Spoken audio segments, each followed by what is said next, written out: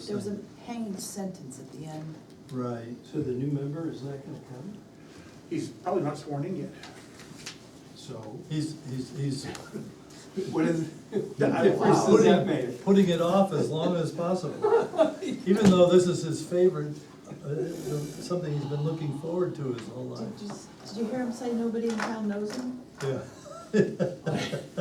He's just a simple carpenter? Yep. That's not exactly true. It's So- very much tongue in cheek. Yeah. So, planning board minutes, yeah, we need, I think it's, Chairman, Mengy asked the board members to review the list provided in Nat Niles, and, well, it was. Yeah, kind of run, I had such a hard time wording that, so I, Oh, so you left it up to us, huh? Put a And, period after the word Niles, after Nat's name. well, why don't we just say it's the, and I wanted to give Nat credit for the list, I don't, the, or blame him for the list, or the one of the two. lodging, the lodging list. Does that make sense? Because it's non-transient, non-permanent lodging, it's temporary. Yeah, lodging, that's perfect. Of lodging.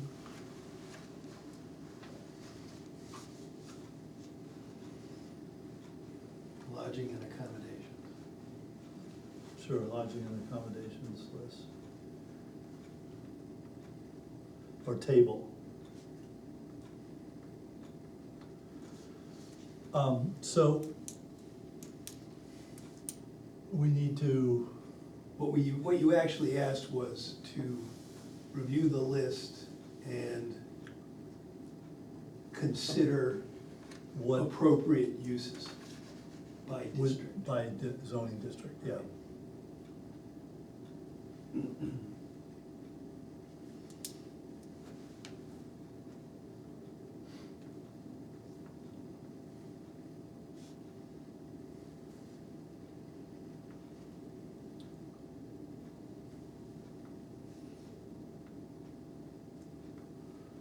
So do you have that, David? I have the lodging, and then, I have just provided, the lodging accommodation table provided by Nat Niles, and then, And asked members to consider lodging and accommodation uses by zoning district.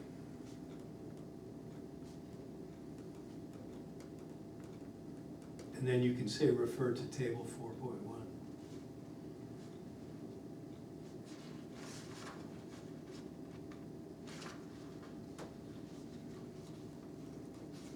okay, I can do that. That sound right? Yep. Yeah. Yeah. And I'll just take up the whole thing about the site plan, because that, I was trying to, What? there are kind of two things that can go on in table 4.1. One is the use allowed or not, and if it's allowed, is it allowed by site plan review? So I'm trying to get all that in there, but it doesn't really need to be. It doesn't need to be that detailed, I Yeah. don't think, it's just, we wanted to see if those, where we would consider, what zones we would consider those uses being appropriate.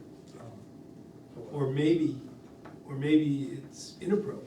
Or, I mean, that's really what we're considering, because it's already all site plan review. So we would be thinking about downgrading to no. Yeah. So what do I have to do procedurally here? Do I need to designate alternates as members, or what are we doing tonight? so there's no statutory requirement for approving the minutes, so a vote for approving the minutes doesn't really need to have anybody appointed.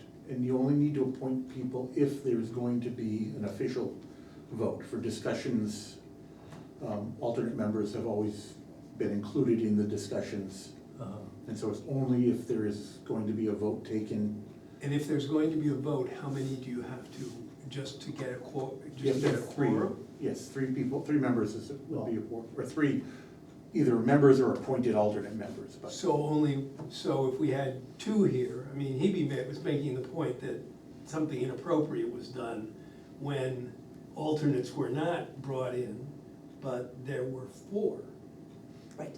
Right, If so there's there a- was a quorum, so there wasn't But- any need to No, bring in alternates. Yes, there is. There's, You the shall. statute If- says that if you have a member missing, then you Oh, shall. any member. Yeah. So four is not a quorum then? Four. Well, no, three is a quorum, but if you have members missing and you have alternate members available, you need to appoint those alternate members. So there are only two members here tonight, so there are three members missing. There are two alternates here, so if there was something that was going to be voted on. So then voting requires more than a quorum, it requires 5 members. No, No, So. so let's say, why would- let's say you why- were here, Rich was here, and Dave Kahn was here. That's a quorum. Right, You could vote on an issue. okay. But if an alternate is here. But if we an have alternate is to- here, you have to fill all All the vacancies you have with alternates. the, okay, the RSA uses the word shall. I see. It's an interesting, And there's Let's see. one additional. Somebody comment. would have had to have looked that one up in order Yes. to get a protest out of it. Yeah, Right. so I'm There's- glad to hear that you Easily are that Googleable. motivated. So there's also one complication, an alternate may not be designated to fill the place of the select board representative. So, So, was David absent on that meeting? No. no, David was present. who was that? So that doesn't matter. With the, about the warrant article, Yeah, you were absent. I was absent, yeah. Yeah. So, so why don't we say, You don't have to do anything. yeah, we're approving the minutes as amended.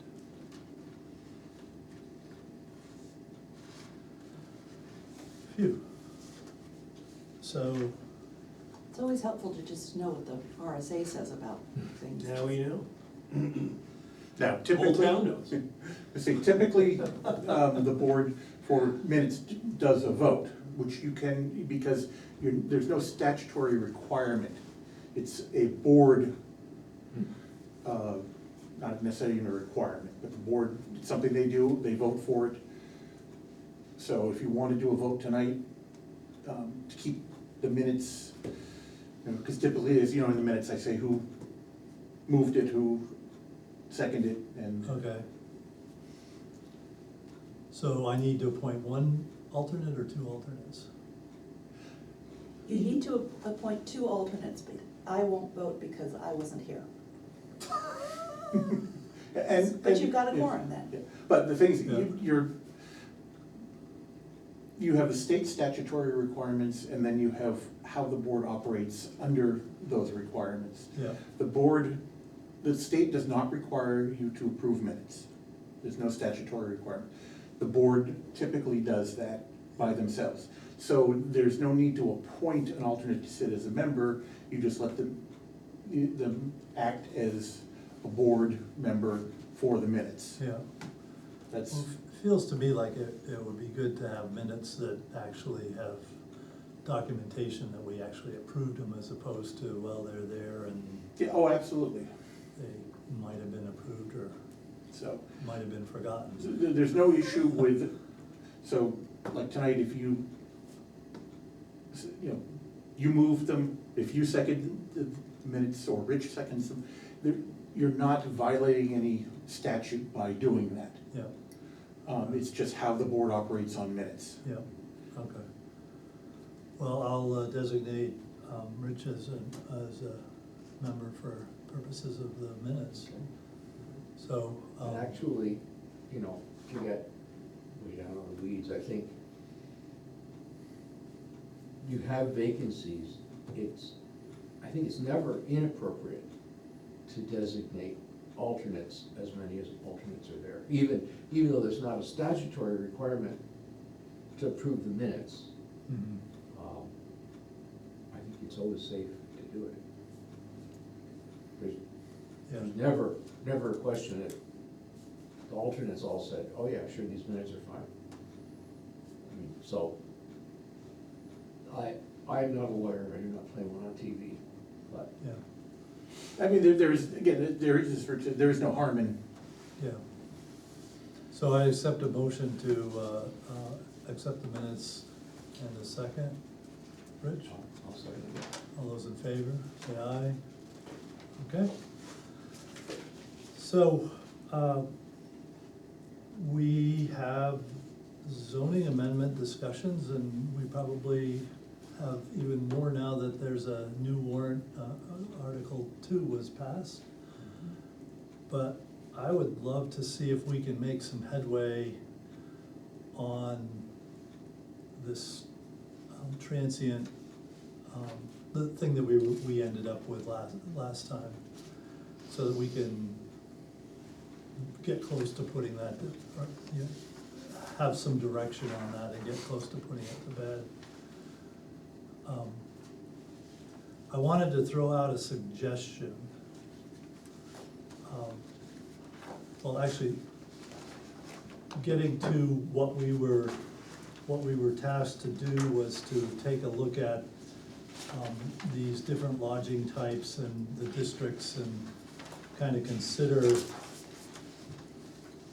where those are appropriate and where some of them might not be. But I guess before we get into that, I thought, I gave some thought to how are we gonna what are we trying to do, and how can we put this mess, no, you know, I'm not criticizing what you have done, but there's a lot of stuff here. And so I guess this all came about because of the definition of transient in the lodging accommodation section. And so I was thinking, what we could do is we could refine that definition to include the statement that transient guests for up to 30 days, because we've kind of come across that as, it seems like that's a reasonable definition, and maybe it goes up or down or something if we decide that. But if we added that,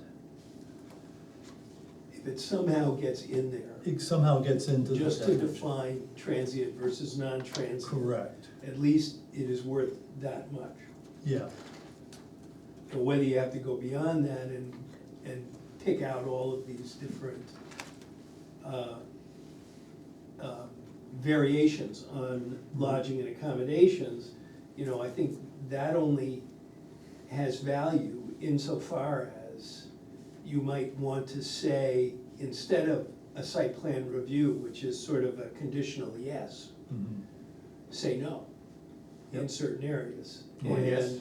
And so, pardon me? or yes. Or yes, or a straightforward yes, but I didn't Yeah. see anything that I thought would be a straightforward yes. I saw all site plan reviews, but that was my view. But I did, you know, I did see some I agree. things that I thought could be no's. uh-huh. But, you know, that's up for discussion. And I think, I look at these and I'm thinking, some of these maybe can be combined, and maybe they can be combined by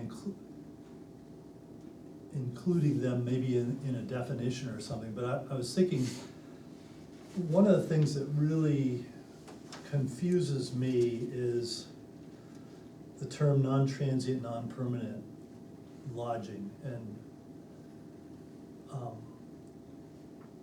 I'm wondering if we would, because it seems like what that really is it's for, it's a residence that's greater, for occupancy greater than 30 days, but where your primary residence is somewhere else. Right. And so perhaps if we added that definition, and then we looked at this stuff, and maybe we add a non-permanent housing section to our table and include some of these in that section with the yes, no, or site plan review. But, I would hope that we might be able to combine some of these, either by definition, so we don't have to have as many things, but, I think it'd be interesting to go through, Well, if you define them, you can cover the overlap and the nuance.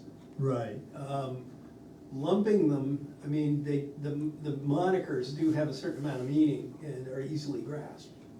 We all know inns here in Lyme. Yeah. And we know what hotels are, we know what bed and breakfasts are. Do you? So it's easy to, Do you? well, I think we might wanna Well, quantify those. we will, we have a definition. Do we? Oh, I Well, we would have- supply I see. definitions, Yes, okay, all right. so, yes, we do. Okay. yeah, the definitions are in the table, Well, Well, they were in another table that in went another with table that went this. with, yeah, Yeah, yeah. Oh. so these weren't defined in this table because that wasn't the purpose of this table. But there were 3 sheets of this. Yeah, Are you suggesting to add a definition of a transient resident to the definitions? Page no, four, page. I'm suggesting that on the lodging and accommodations definition, that where it says, let me see. Where it just says overnight quarters provided to transient guests, comma, that- which could include, and blah, blah, blah. We just said overnight quarters provided to transient guests for up to 30 days, comma, which could include, I don't know, this whole sentence doesn't really work well for me, which But, could I mean, if include. you did add transient to the definitions, transient resident, it's, you know, it's a fairly well understood term of somebody who lives 30 or 90 days and doesn't establish legal residence. Yep, You know, isn't taxed, doesn't vote, those kinds of things.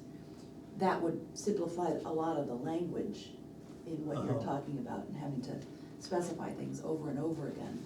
If you added the 30-day is Nat's definition of transient, then under lodging and It's not mine. accommodations. well, It's not pretty, yours. it's the understood. You definition. provided was what I was, I mean, it's more often than not, that's what it's going to be. I only meant you provided it, not. So overnight quarters provided to transient guests, so transient, if it was in the definitions, it is here, then that would automatically add it in as, you know, that would. So Or you could define transient lodging or accommodation. And because otherwise transient can apply to anything, but in here, this case, we're applying it, and I'm not sure the zoning applies it to anything else except lodging and accommodation, so I can't think of, but. right. Well, anyways, that was kind of, And then you could define non-permanent in the same way. Yep. As greater than 30 days, but for a person who has a primary residence elsewhere. So those 2 definitions would then frame this table in the way that it's used. Combining, like I said, I think that there are, with the definitions, I mean, do you just think it's too cumbersome with this many things? The Hanover ordinance goes into more detail. yeah, But I thought, I picked these out just simply because there were things that existed, sort of, or people had talked about here. They were easily understood. In terms of the hosted long-term rentals, I sort of felt that was the equivalent, or could be the equivalent, or certainly would encompass the notion of building an ADU and renting it out to somebody. So that's gonna be, that's potentially common, at least that's what we wanted when we put through the ADU ordinances. I think that's the kind of housing that we were thinking would expand, whether it did or not. But still, hosted long-term rentals, that would encompass that group, I think. In terms of the seasonal stuff, I think you're probably right that we could get rid of that. It's just a question of separating it from potential workforce housing versus vacation housing. And then campground, that's a tough one. There are campgrounds and then there are campgrounds, and you can't really say what kind of campground you're gonna get. So you have to sort of think. You get the campground on 4A off Mascoma, on Mascoma Lake, where it's just like The people live there for 3 or all 4 summer, months. all Yeah. summer, yeah. Exactly. Well, But it's a and that- campground, The Rested- pastures pastures. up not- here in not Orford. rested. Yeah. I can tell, I know a lot of people that have seasonal, I know people that live in Orford that have seasonal campsites there and spend their summers down there instead of in their homes. Well, yeah, I Right. think a lot of the units Right. never move, I mean. Yeah. they Right. stay I think you'll there. find that with a lot of campgrounds. But Yeah. I don't know, Vicky wanted to add campground, at two meetings ago. She actually suggested it, and I think we Right. told her, okay, why don't you write it up Well, and so put I it put- in, so she did. And so I sort of tried to figure out where I thought a campground would work. I think it's, And, it's an appropriate thing to have in table 4.1. Which, as an allowable use, as I did put it in my draft of things. Can I make one more plea for putting things in definitions as much as possible? Mhm. Because I have heard several people say that one of the problems with the zoning ordinance is that you have to sort of hopscotch around to try to figure out what everything is, you know. Right, You absolutely do. I guarantee you that. And so if everything was defined up front, yeah, I mean, I was trying to figure out, well, what does residential mean, and there's no definition for residential. And I think there was a definition for residence, but I think it says a dwelling unit. So, I Yeah. mean, Yeah. a dwelling unit, and then it's like the computer book I had that said, endless, see loop. Yeah. And loop said, see endless. It's, dwelling unit points to residence and residence points to dwelling unit. Does it really? No, Oh. no, but I was just, I could, People are fairly but there careful. there is a definition of dwelling unit, so that the residence definition could say see dwelling unit, yeah. instead of saying, I mean, that's what it should say in fact, but. So, Well, I mean, a good example, just to point out, is if you look at the definition of shoreline conservation districts, it refers to lands within 100 feet of the shore of all other water, of surface waters. You go to the zoning, the definitions, you look at surface water, shall include the surface of all water bodies. So you go to water bodies, shall include any and all lakes and ponds 1 acre or greater, water courses and wetlands. Okay, then you go to water courses. Any and all brooks, rivers, streams, except drainage ways carrying only temporary runoff from snowmelt. And then you go to the definition of wetlands. So just for shoreland, you're bouncing through 4 or 5 different definitions. Which, I don't that's the mind. way the language works. Yeah. Right, but that's, I don't mind that. I think, one of the things you need to be careful of, if you're into the guts of the wording, you need to point very carefully back at the definitions and not kind of define stuff in the middle. Right. Oh, if if it's a thus and such, and this is this, suddenly you've got a Yeah, if you're defined bouncing thing. around in the definition section, okay, but having to go Right. here and then back, and then Yeah. here and then back is suboptimal. But we didn't write this, and to correct it is probably more than we're Well, up to. yeah. Wow. I think we have plenty of things This comes to around to the do. question that Bill Malcolm asked us too, but that's not on the agenda this minute. No. So, well, let's go through these lodging types. We're starting with transient and campground, right? I think that's, Yeah, I didn't feel that campground fit into transient or non-transient, or the other, non-transient, non-permanent.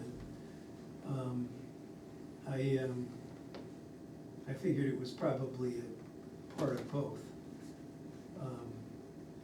You know, there are campgrounds that are just for people who are on vacation, they'll throw a tent up for a couple days. yeah, And then there are, as you point out, campgrounds that people spend 6 months in, they're probably campgrounds people live in, period. right, and I tend to think that we don't want to create a year-round campground situation, Right. for people. So is that something that we're gonna vote on? No. Tonight? I mean, I hear you say you're not fond of that idea. I think that's something that the whole board may decide that's a good idea. Right. But just to say, you're not fond of it, and that, what I see happening in this board is these guys just, okay, somebody doesn't like it, so we'll just let it slide off. I mean, what I guess I would ask is, can we write it down to say, how will we write down the fact that maybe campgrounds are not something we want to be Four Seasons? I mean, you Well, know, it would maybe- be by definition of whether it's transient or it's not, Mhm. not transient. So, I mean, part of the problem I see with all of these characteristics, I'm looking at, I think this is the first page, no, sorry, it's the second page.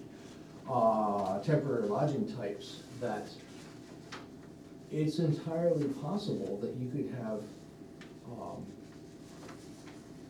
any of the top four combined in a single property.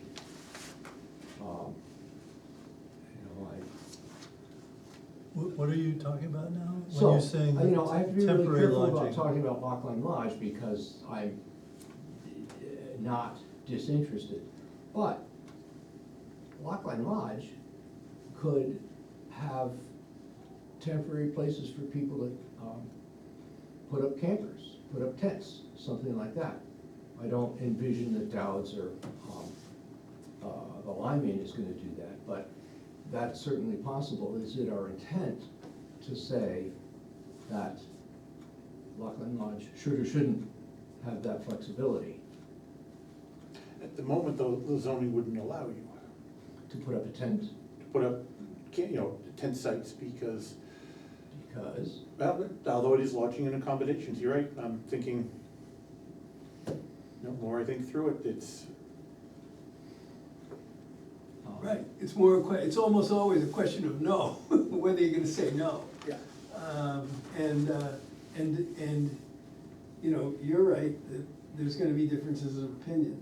I guess the point of these meetings is to try and come to some kind of consensus. And if we can't come to a consensus, then we won't make a pronouncement on okay, you know, and the difference, what's the difference between an inn and a hotel?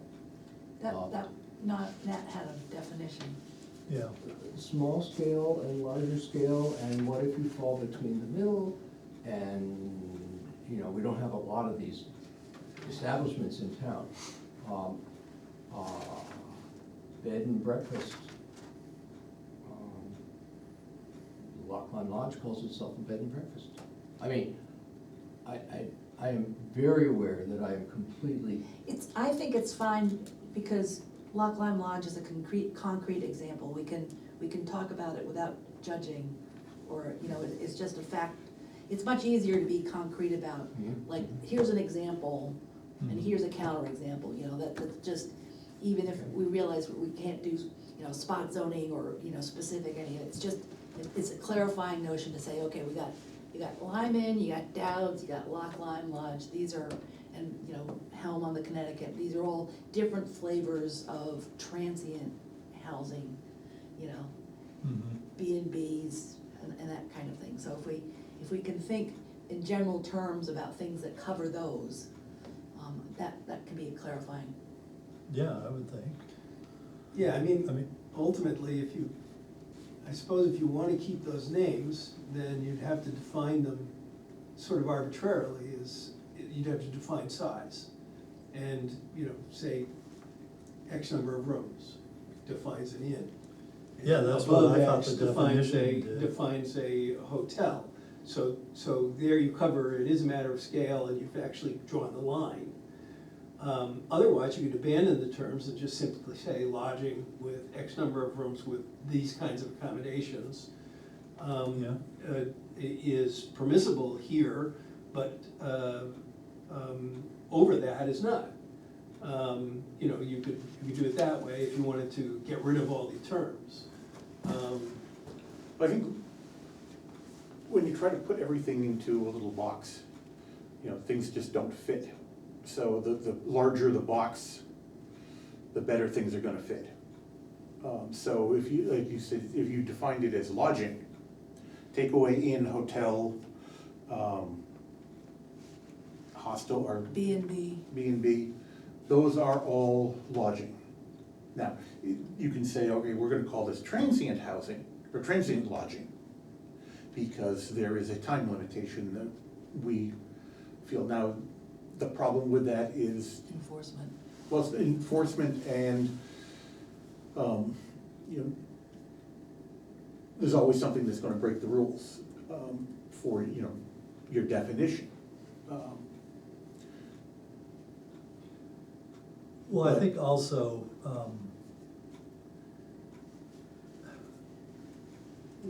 the scale of it, I mean, whether, you know, there's a difference between a Hampton Inn or a Motel 8 or 6 or, and a bed and breakfast. Oh, absolutely. But, And so I don't think you wanna just say, oh, well, any lodging under 10 units or under 5 units or something, I mean,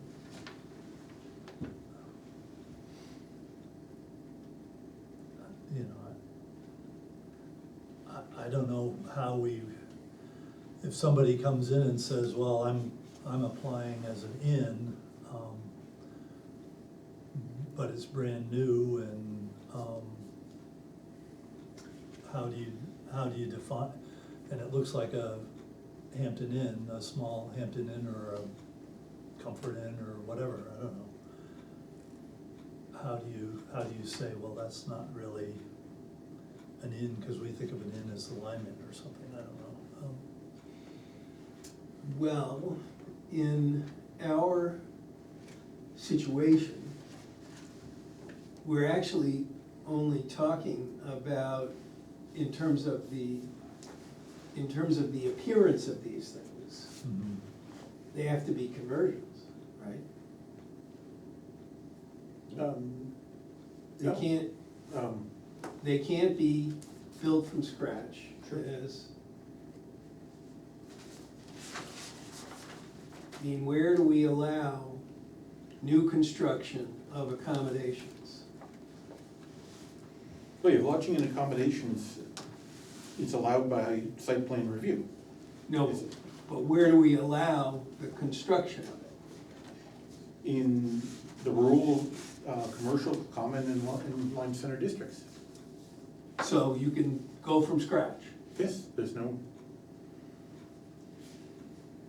Okay, so then what is that conversion rule that we have? New conversions of dwelling units. the conversions of existing buildings, converting it from one use to another. Right, as opposed to building it from scratch, like you could not build prior to this, well, actually, including this. You can't build something from scratch to a greater than, to a multi-unit apartment, is that not true? Yes. Right, To 3 units or more. to 3 units or more. Right. Okay, so that We're doesn't restricted to apply to 3? accommodations and lodging? No. Why not? I'll have to, give me a minute to find the, I mean, a dwelling unit's a dwelling unit, right? Well, dwelling unit and lodging and accommodations are two different things. Yeah, dwelling unit is residential by Permanent, definition, yep. and lodging is transient. Okay. So then, so you can build a Motel 6. Yes, So then, I guess your definition has to, or if you wanna sort of fold in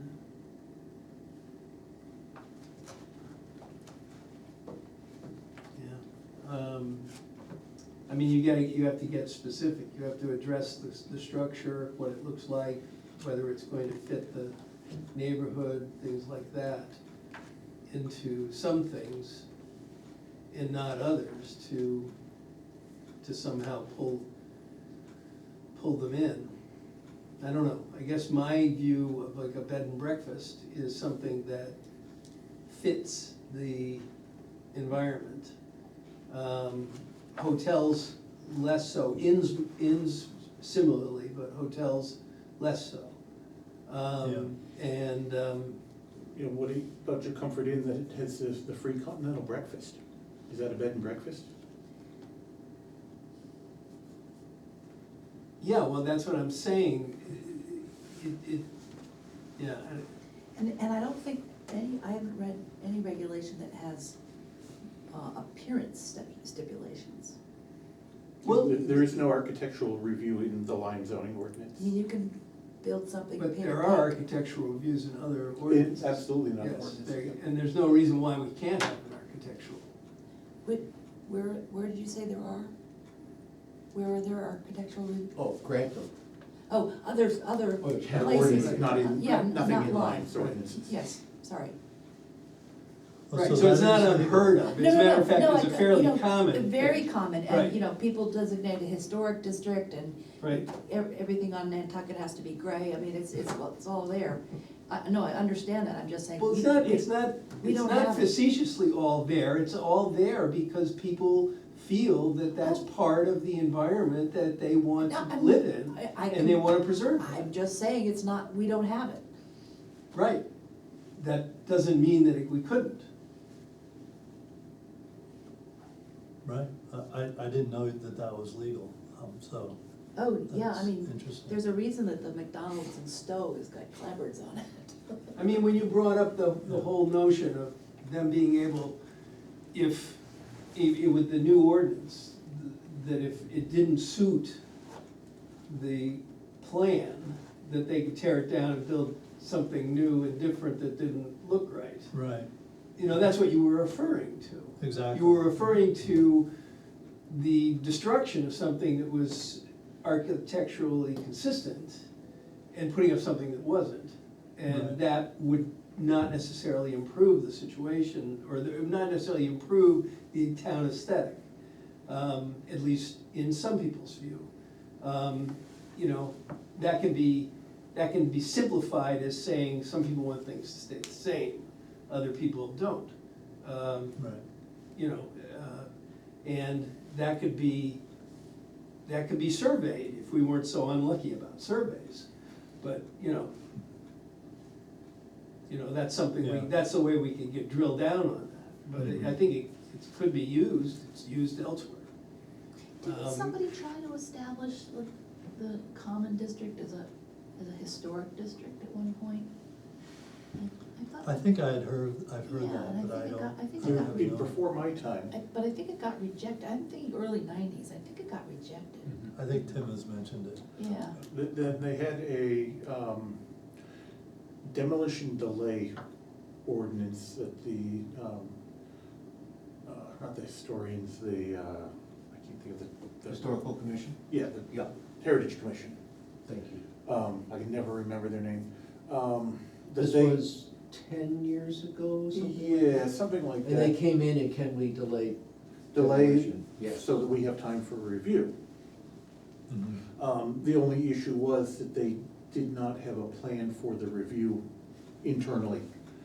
They just said, well, we'll review it, and so that was rejected because there was no formal procedure that they proposed for their organization to do these reviews. It was just kind of like, well, we'll see what we think. And it was, And I think, David, you pointed out that when people cross the threshold and say, hey, I'm gonna demolish this building, they've already spent a bunch of money and a bunch of time with architects and builders and all to figure out what it's gonna cost to do it, and so they're not interested in having a historical review at that point, right. so. Yeah, okay, I'm not sure where that all gets us. Well, but, I was just Well, it trying to was get back at to how, appearance. Yeah, I was just trying to get at how you could draw distinctions between these concepts, an inn, a bed and breakfast. yeah, there we go, yeah. Just that were something that might be at least to some extent understandable by lay people. Yeah. You know, I may have a different view of it than other people, but that's the way I tend to look at them. Also, bed and breakfasts often,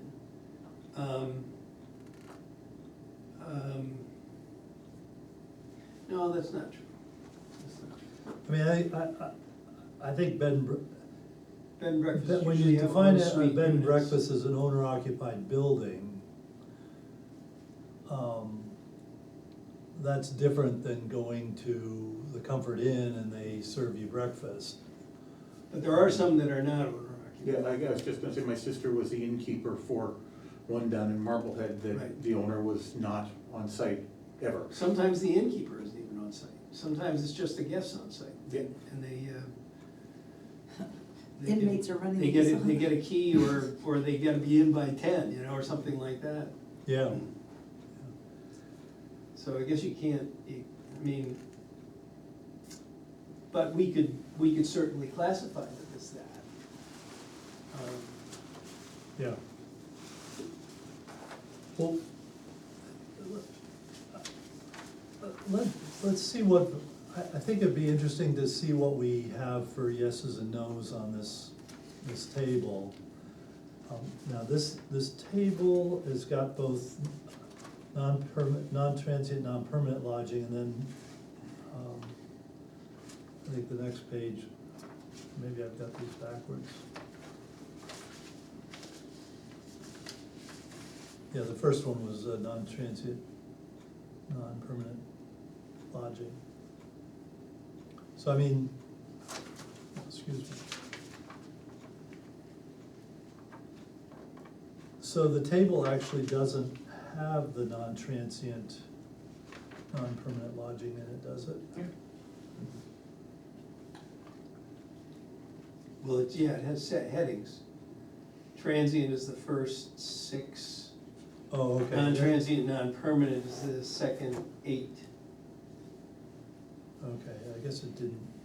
Well, let's go through this, I mean, I've So- marked mine up, but, Rich, could I offer a suggestion that we're missing 3 regular members. yep,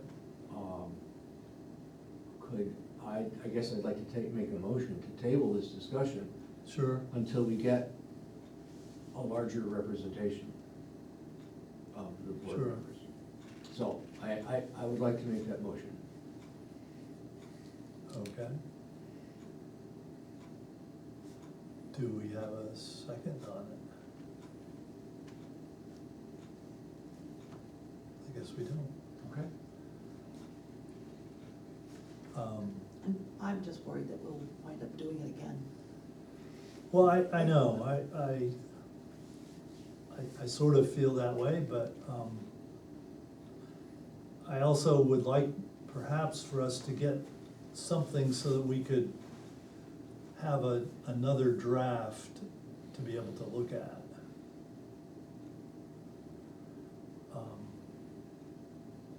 Because I think table 4.1 needs to have some reorganization, you know, in terms of how we're gonna put these into that table. You know, do we have a separate category?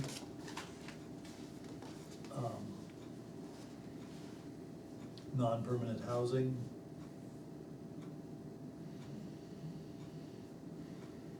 And lodging accommodations consist of all these things, or do we?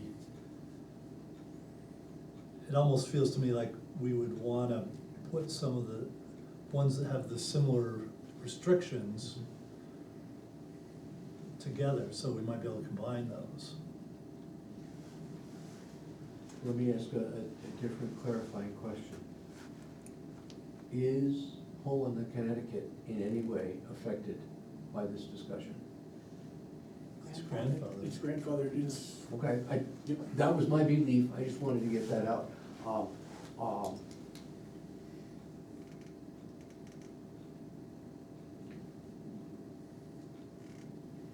Can somebody explain to me why the current language of 4.1 is not good enough? And if it's not, could just tweaking a definition get us there?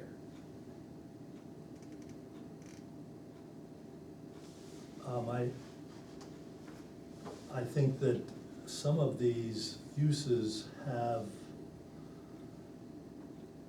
I think some of these uses have definite no's on them. And therefore, grouping them together, you wouldn't be able to group them together under lodging and accommodations. So you're suggesting that some of the, you're looking at the chart that Nat put together, some of those are so different from lodging and accommodations that they wouldn't be pretty much required, allowed by site plan review? Right. Okay. Well, the last table where it's everything's the same except for campground. Am I looking at the same thing you guys are looking at? Well, I think I'm looking at February 20th This- version. That's the first page of the table, Yeah, let me, and that's the second page of the table. This is the extended part of it. I mean, you've well, written, for some you've written reason, yeses mine and didn't things. print the non-transient, Yeah, okay, non-permanent. so, Yeah, because that was what we were asked to, and that specifically asked me to. yeah, no, I was just, because I was saying they're all the same, and Mhm. now I see you've changed. I've changed those off because that's my Because of opinion. your opinion, gotcha. So, yeah, mine just didn't print out the non-transient header, it just had a blank line there, but it has all the uses below that. Pretty sure. Yeah. So if we start at the, can we start at the top of the campground there? There were three no's and then a site plan review and then a no for the rest of them? I had under campground, I had a no for Lyme Center, a no for Lyme Common, Yep, a site plan review for the commercial district, and then no's for the rest of the way. okay. So that was That's just your, my. that's your revision, That's not- my revision, Yeah. right. So is that what you thought, or did I- you I disagree was, with that? I thought what you had was fine, but in East Lyme, I would put a site plan review. So you would think a campground in East Lyme should be a conditional yes? That's Correct. that's like Reservoir Pond, Was going out Dorchester Dorchester. Road from yeah. Yeah. basically where it breaks off from Grafton Turnpike Yeah. and then Grafton Turnpike all the way to, Yeah, I basically don't past know that Ben area of Gillum's town house, very well. and then it turns into the Yeah. Mountain Forest District. It seemed woodsy and. Well, my only, um, so the reason I chose to leave it as a no was conditions of the roads. Right, You have, if you have a campground, a lot of people expect to have RV sites, large campers. And I thought those roads were inappropriate for trying to bring those large vehicles. I think, a large RV trying to get through those humps on Dorchester Road, Good lord. You Yeah. could bottom out and hang that up. Yeah, I'm not an RVer, so. So that was my, Put Scott Baraka in business. I thought the same thing, that would be a great place for, but thinking about the impact, you know, when I looked at this, I thought of the impact to the town Right. versus. No, that's good. And I was thinking of that as well. In fact, I was thinking, can we limit, like, getting further down on bed and breakfast? You know, can you limit through site plan review when they're open, so that they're not open during mud season? That would be a question I'd have to pass through town council. I suspect you can't. And similarly with campgrounds, they, you know, they have to be out by October, and you can't come back in until May 1st or something like that. They do There are zone places- communities like that, there even are in places like Massachusetts. Really? Yeah, Yeah. I went for a vacation I went to visit somebody, but they had a bunch of little houses around the lake, and Right. you were really only, I think it was in Westford, and you were only allowed to occupy those houses in the summer. Mhm. And I think from October till May, Yeah. you had to be out. There's various court cases going on in New Hampshire though, because they're considering it a taking.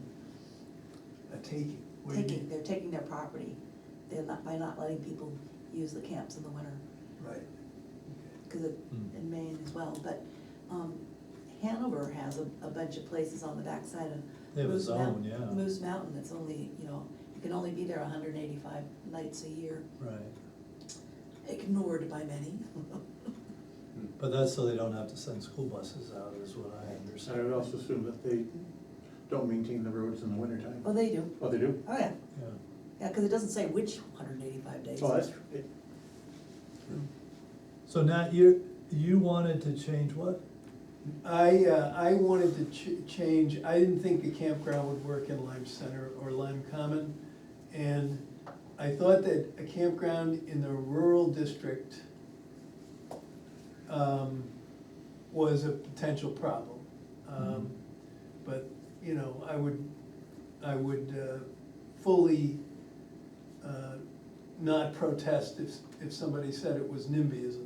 But that's the way I would look at it. Yeah.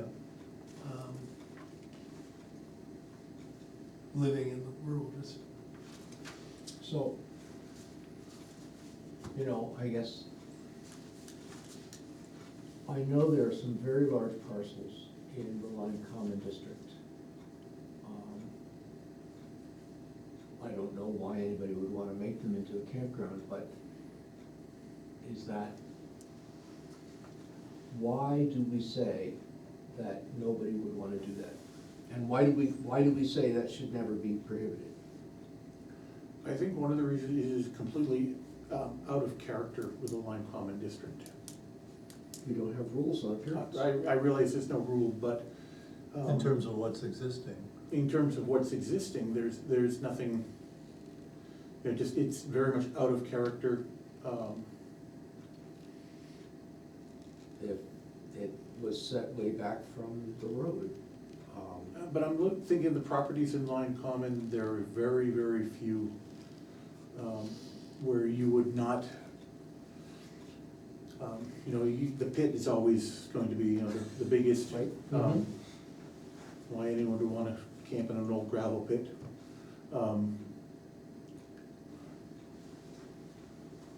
But,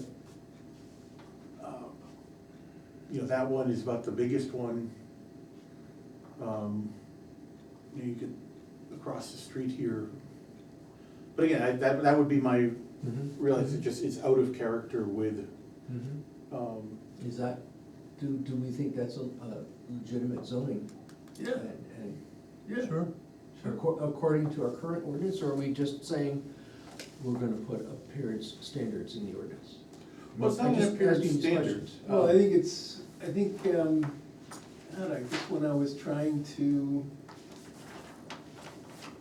when I stood up and said I wanted to be on the planning board, I said I was going to try my best to preserve the Old Town aesthetic. And in a way, I was putting a survey question to them, and they voted yes.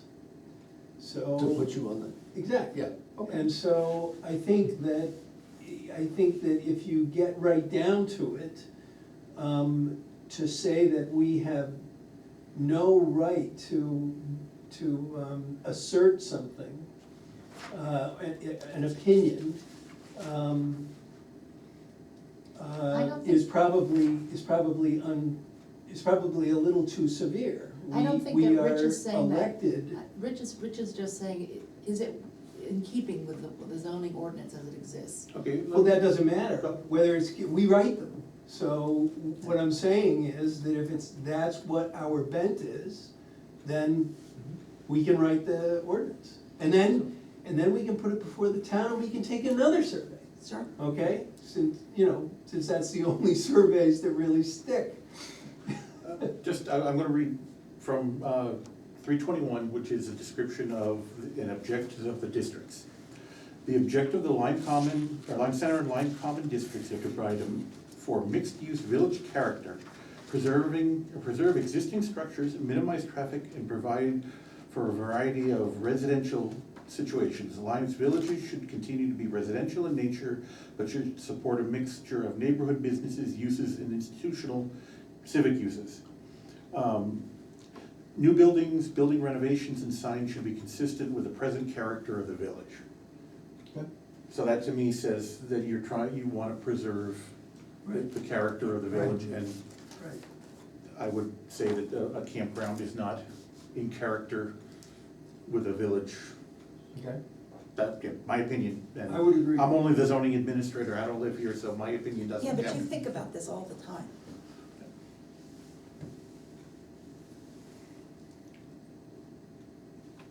Okay. I think the tougher one is the rural district. Yeah. And,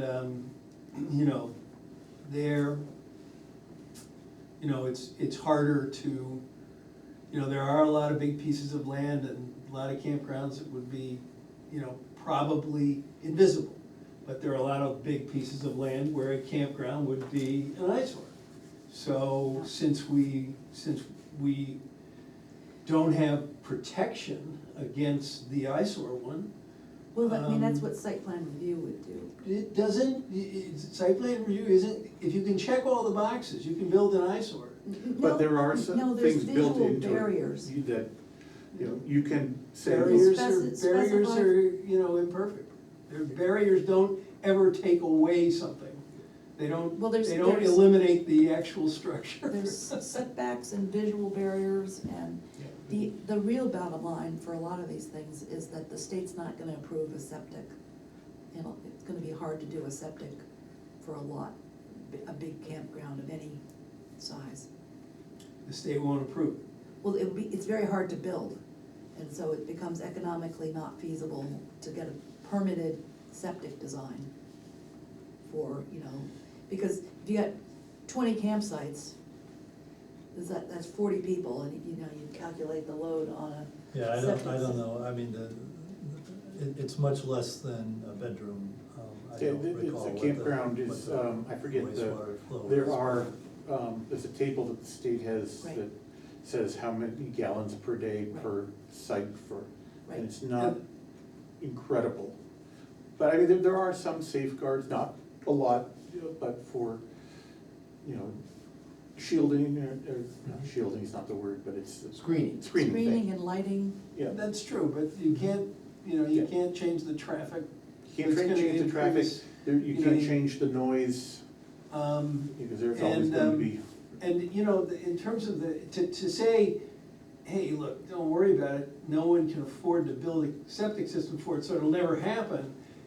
Well, that's only one innovation away from happening, and so I don't think that really, I mean, that seems to be the way a lot of the ordinances were Yeah. written, this'll never happen, so we don't have to really worry yeah, about it. maybe campground up to, 40 sites or something, specify a limit. Would that be a way to? I suppose so, I don't, yeah, I I mean, think if any somebody campground that would wanted- be economically feasible, I don't think I would want, you know? It's gonna have too many sites, it's gotta have too many sites. Yeah. Like, and I'll use the pastures as a, because that's the only campground up there I've been in. It's off of Route 10, and 25A is right there too, so traffic is not an issue for the local residents because. So you're talking about up there where, oh, Right before the garage. Yeah. or after, No, it's before. It's after, If going after the north. garage. going north, it's. Going north, it's after, It's- No, you're right, it's before I the think It's it's before garage. the before you get garage to on the the garage. left. Yeah, it's right across from. we're talking about Baracus, the garage? No, What, up in Orford. the The Orphan? garage where 25A comes in. Okay. There's a And big it's white Route 10. garage. Yeah, on the Yeah, side. it's 25A. before that. It's Yes. just before that. Yeah, okay.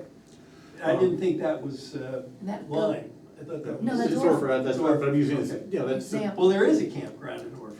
two. Two of Jacob's them, Brook. yeah, right. And that goes all the way down to the river. Yeah, it goes, but, you know, on one side, it's, you know, they're cornfields, although those properties are for sale now. And then the other side, Near $100,000. yeah. You know, the other side is, I wanna say the garage, and then, Yeah, yeah. you have residential property that goes down to the river. Yep. So, I mean, it's right in a residential area. And I lived across the street from it, the big white Yep. house, I lived there for several years. And I'll have to say, I never noticed the campground was there. There was never any, you didn't hear a lot of noise, but I think the, The driveways down to the river are pretty long there, right? yeah. Yeah. And you drop down quite a bit to get to where the Yeah. campground is, so Right. there's a physical. Sort of a floodplain where they. Right, It deflects the sound away from you. right. Well, But you it's know, there- also how the campground is run, and that's, you can't control that. But there again, there are places, there's no question, there are places, even in Lyme, I think a campground would work. But the problem is that if you say it in the rural district, Yep. then there are places where I would hate to see a campground. And, you know, I mean, Brett Ryan's got a whole bunch of big fields right on Whipple Hill Road, and, you know, sure, they've been great campgrounds, but Well, boy, his would I gravel hate pit that. out behind Wagner Woodland would be Right, an absolute exactly, fantastic exactly, place. that's exactly what I'm Flat talking about. and- So, you know, that's, Yeah. to me, you couldn't put enough of a barrier, you know. Yeah, the Whipple if they- Hill rises up above that, so you're always gonna be looking down Yeah. over it. Yeah, it's a good, tough question. So that's why I said no to that one, but I think it is tough. Yeah. And Lyme Center, you know, I mean, Lyme Center just doesn't seem to have the space. I looked Maybe at- it does, but, I looked at the properties in the district, and I didn't see anything there that, to me, was large enough to support that. And it's steep. A It's lot of steep, yeah, it goes lot of up. steep. Yeah. And then again, my opinion is that it's one of the villages, and it goes against the, Right. are there Yeah. issues with septic there? Because of the stream and, yes, yeah, so They're very good. there's another yeah, the river is another, problem, potential problem, at least on one side of the street. That's Grant Brook. that's Grant Brook. Yeah, You get further back out from Lyme Center, you get into some bigger properties along Grant Brook that could support, it'd be kind of steep and hilly, but I think Lyme Center itself just, again, it's one of the village districts, and I think it goes against the, and then I guess we ought to talk about the mountain and forest district, campground. You know, there was a campsite up there. there's a campsite out for the And Boy Scouts. they actually just cleaned it up. They hired a scout Huh. to clean it up. It was right off of continuation of Mud Turtle Pond. Yeah, it's up in the town forest. Yeah, in the town forest, exactly. Oh, yeah. Mhm. But I guess there are so many people who use that town forest, and to have a campground there would, The access, We- the roads are just, all the roads are tough, Yeah. and, or they're class 6 or something. yeah, There's just Orfordville, Road, which is, can't hardly get through there in April. so I don't know, I guess just to say we talked about that, and that doesn't really make sense. Well, so if you look at the Mountain and Forest District, there's very little land that abuts a road in the Mountain and Right. Forest District, other than at the end of Grafton Turnpike, which, I don't know if you've ever been by Ben Killam's house, but the Grafton Turnpike is not, again, not a place you would wanna be taking an RV or a large camper. That's just, Yeah, you're asking for trouble. The road goes through some very ledgy areas and has some very sharp turns and steep downhill areas or uphill areas. It's much better to drive it at night, because you can see the oncoming headlights. But- So Nat, you had a no for rural district. So do you have no's all across the board? all the way across from there. I only had one site plan review, and that was in the commercial district. So what do I talk about the commercial district?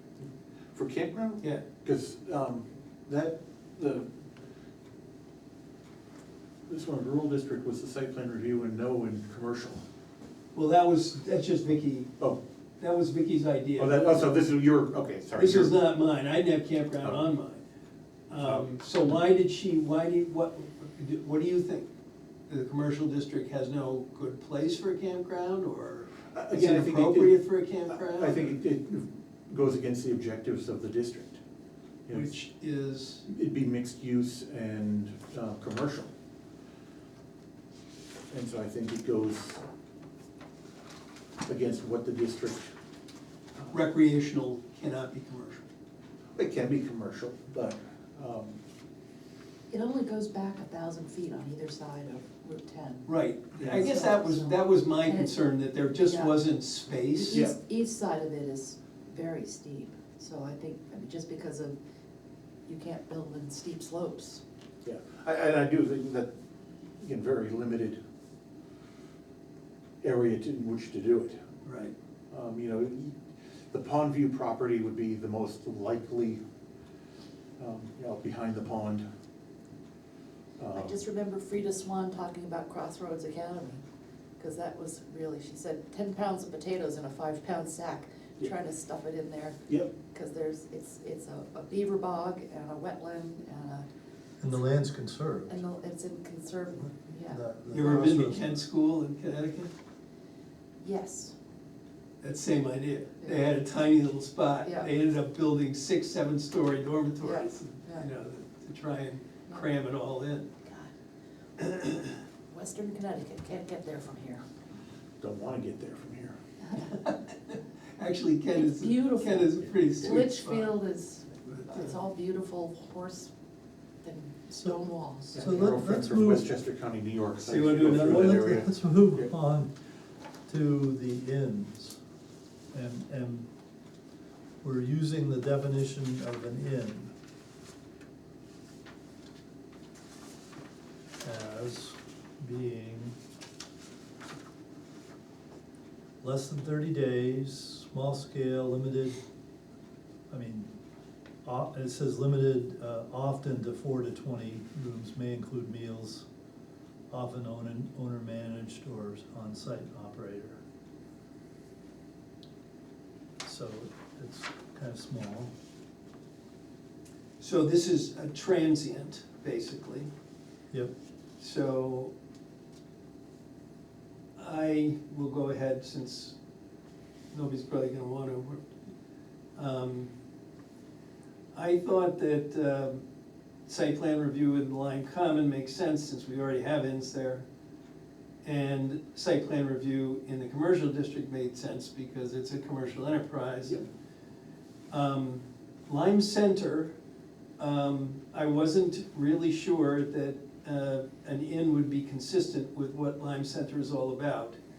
And it doesn't seem like, you know, for septic reasons, for transit, you know, mass transit kind of reasons, and for other amenities like shopping or, you know, just general store or anything like that.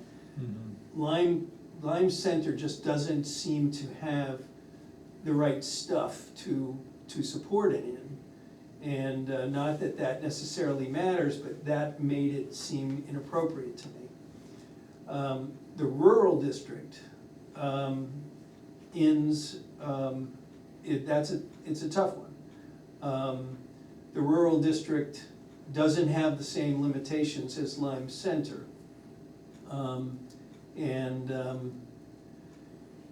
But I can think of lots of places where, you know, someone with the land who could check all the boxes could throw up an inn, and people might not be too happy. But that's a potential place where and if we are defining inn, I would think as something like under, what, 20 rooms, something like that, say? Yeah. I don't know what the Lyme Inn has, but I think it's like 15 or something like that. Dowd's has 22, I think. Yeah, so, you know, if you had something that was under 20 rooms that had enough acreage around it, I think, you know, it could work in the rural district. Yeah. And so it could conceivably be a site plan review. I think that invariably there would be people that were not happy about it, but I could see it working. If we had a site plan review that was doing its best to, you know, shield it and to put a sort of a property size type barrier. I guess that's the way I thought about it. What do you think? Yeah, I kind of thought the same thing. I would probably leave it in the site plan review. I guess I would also be, I think on a lot of these, interested in some architectural review standards. Yeah. My only issue with the rural district is I think there are places that would be specifically going up Pinnacle, Acorn, Franklin Hill, up to that intersection. I find the road problematic. Basically, any gravel road is almost Well, problematic. you know, if you're. But there are non-gravel roads that go through, Pinnacle's paved. that go through the rural Halfway. district, like Yeah, yeah. Route 10. Yeah, I mean, I'm not anxious to start another zone, but it feels to me, when I was looking at some of these, that it's like, geez, do we really want Does it- commercial buildings or, you know, inns out on gravel roads? Does the class of the road change when it goes from paved to gravel? No. Does not. So what class is like Pinnacle? Class 5. It's a class 5 road. Could we specify paved? I don't know. I'm trying to think, I know there is something in the ordinance, or it might be in the subdivision regulations where it restricts, maybe it's in the subdivision regulations where things are restricted to certain roads. You're gonna have Lyme residents insisting that we remove the pavement from their roads. Well, I think that's why. Well, that's what they did to River Road. Yeah. They ground it up, Well, Really? but it was because it was unmaintainable. Yeah, Yeah. sinking away. Oh, and the part that was falling into the. Yeah. Towards the Hanover end.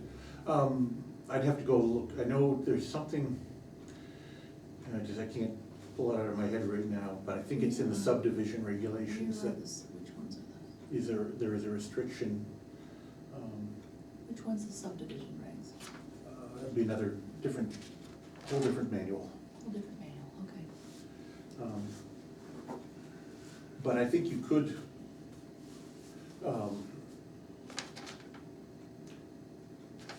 either define a new district that was defined by road and say this is a lodging and accommodations An district. access district. Or just say lodging and accommodations district, and it's defined the properties that are adjacent to these roads. We already have such a thing, 3 acre, 5 acre distinction Right, in between, between state roads. yeah. But to use, I mean, site plan review could be used simply to separate locations that could stand an increased traffic pattern and those that could not, right? That I don't know. And I would a begin- dirt road, say, or at a dirt road that has to go over a place that is annually muddy, you know, even for just a couple of weeks, is probably not where an inn should be. Right, and even a So couple of you weeks, could- the amount of damage that can be done to the road with the traffic is immense. And so, but then they could be, like, if you were applying to build this, then you put your own money up to repair that road, or somehow shore it up so that they could get around that one, they could accommodate that one. Yeah. So, I don't think we really wanna get into, I mean, that's That an kind impact of- fee, right? I mean, well, Well, it's no. not, it would just be them suggesting, I can accommodate that. I see. I mean, but you're right, the net of it would be an impact. They would only fee. be allowed to do that with the permission of the select board. Yes, it would have to be, Okay.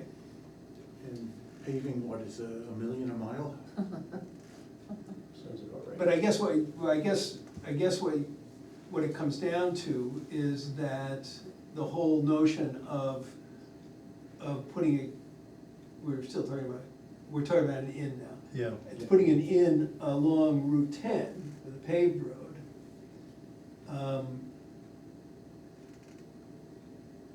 might be easier to get through than putting it on hardscrabble Right, and I think, I just, with a dirt road. Bailey I just- Hill I- Lane. I worry about the impact on those, you know, and some of the dirt roads, I don't worry as much.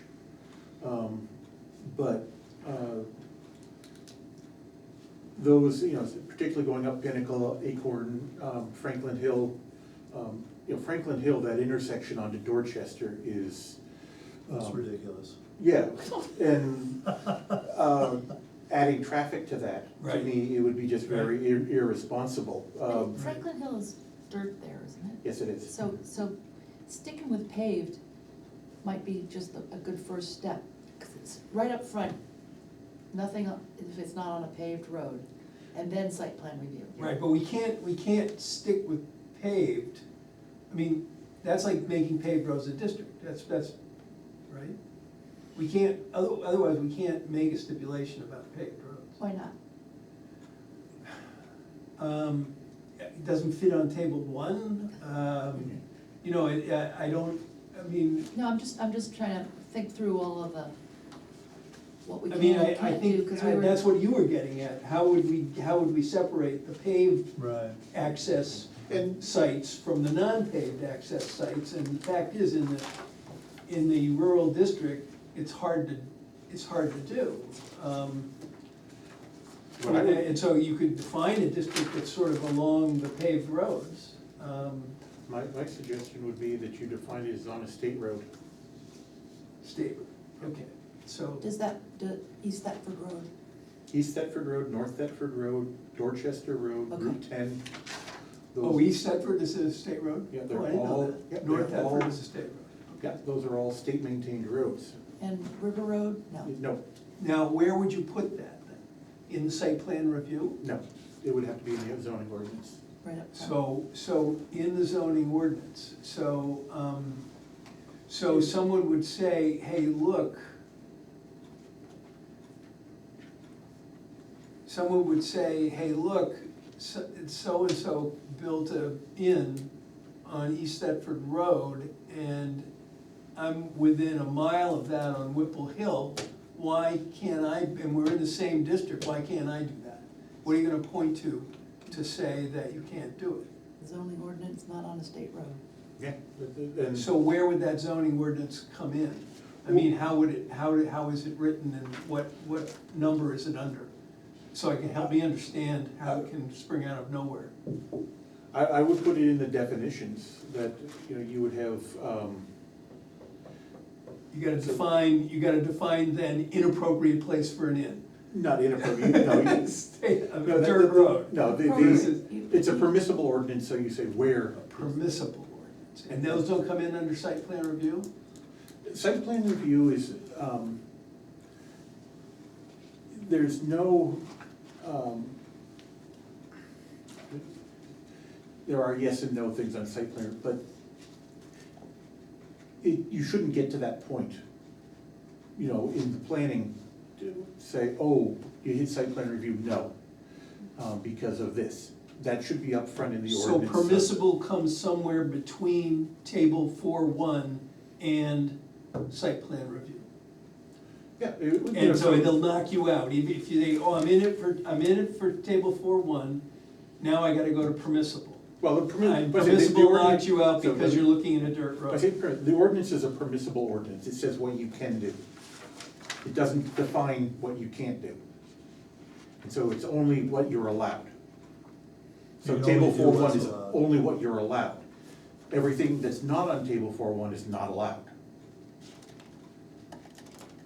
So That's you, why I Okay. was creating So this how list. do we modify table 4.1 to Well- deal with dirt roads versus? you can, let's say, in the definition of inn, you say only on, inns are only allowed on state roads. So you would look up in, you would see table 4.1, I'm an inn, you would look at the definition of inn, make sure you're an inn. So in other words, you made the rule in the definition, Yes, that's okay, that's done all the time in the definitions. okay? And then they would say, well, we're not an inn, we're, Well, I would make the same thing for inn, hotel, hostel, well, maybe not B and B, but I hosted think Yeah, short, this is actually a solution for a lot of things. that you hosted could short-term do that. rental and unhosted short-term rental. And again, you know, you could also define a new district that would be your, in hotel. Property with frontage on a state road, Yeah, but it As would a be district. defined as that. as a district, Yep. right? David, help me, I'm looking here at the solar energy system district. Where is that defined? How did that sugar out? Because I looked, it's not in 3.21 or in 3 something. We defined it somewhere. I It was like I a mean, and I'm just number looking of to that to yards or say maybe something that. from Yeah, that's right. Some help.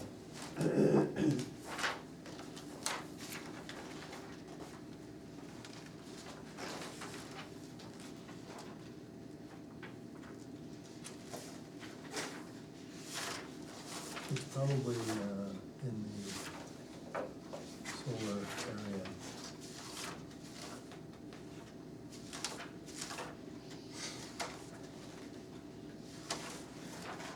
Let's see.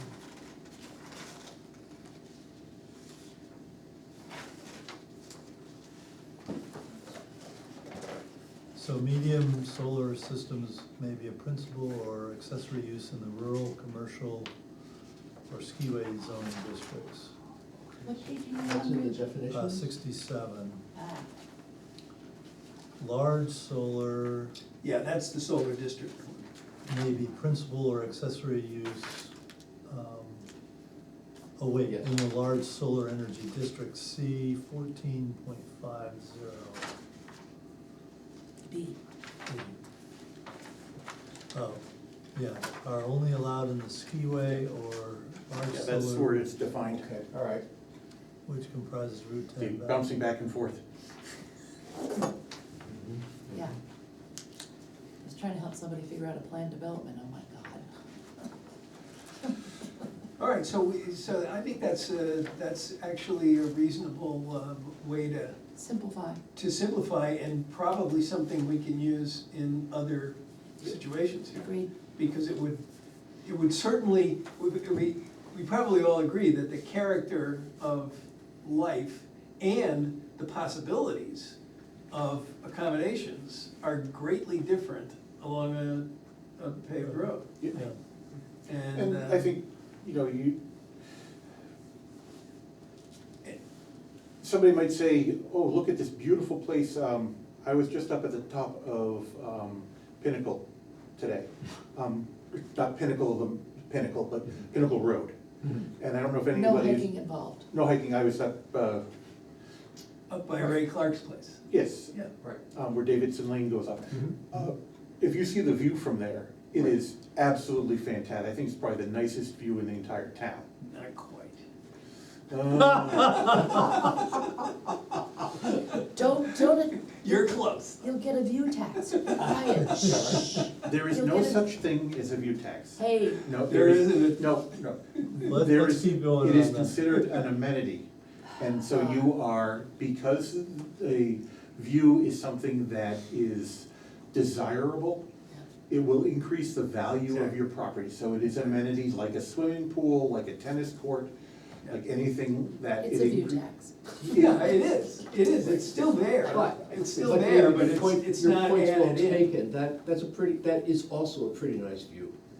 And It's almost as good as Nat's view. Okay, how's that? I've never seen the But view from your house. the point is, relative to the hotel or inn. It is a place that would be fantastic to set up an inn, to be able to look over that whole Yeah. Right, view.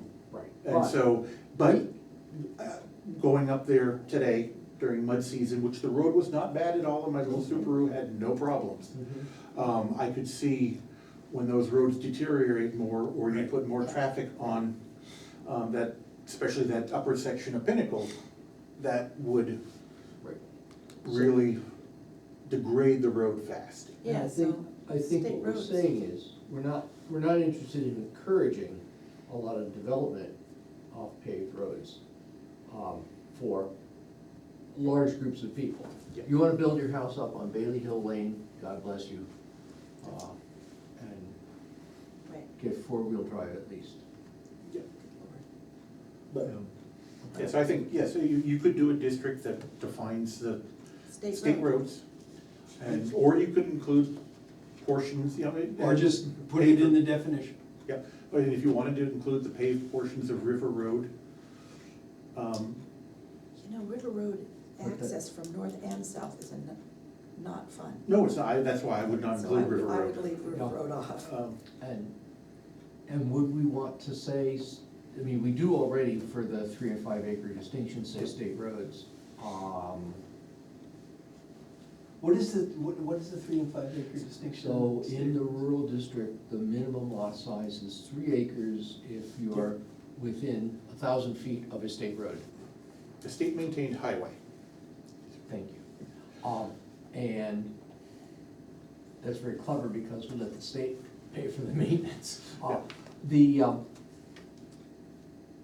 Would we ever, are there roads we would ever want to include there? That as time goes on, they get better? I don't think so. I mean, Goose Pond Road's the only one that springs to mind. yeah, I mean, High Street, you know, that's, the town's gonna maintain that forever, cause that's how you get to the town garage. High Street is a state maintained road. Is it really? Yep. Well, there we go. So, But the answer to my Goose Pond question Road is. is not. Goose Pond Road is Right. not.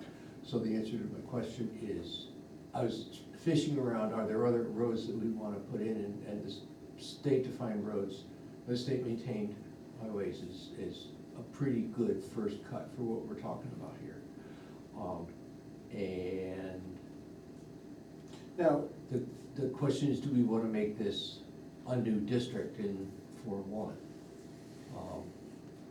Or some kind of an overlay district, or some kind of a, I don't know Well, quite what the to solar, say. the solar districts is an overlay, isn't it? yep, Kind of, So yeah. we could just do it that. seems to me you could do a definition of a district in the definitions, Mhm.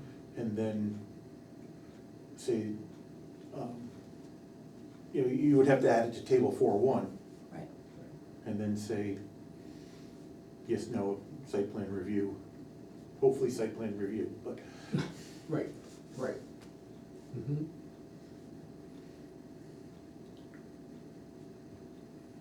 I think that that's rather a good solution, actually. It pulls together the spirit of what we wanna do Mhm.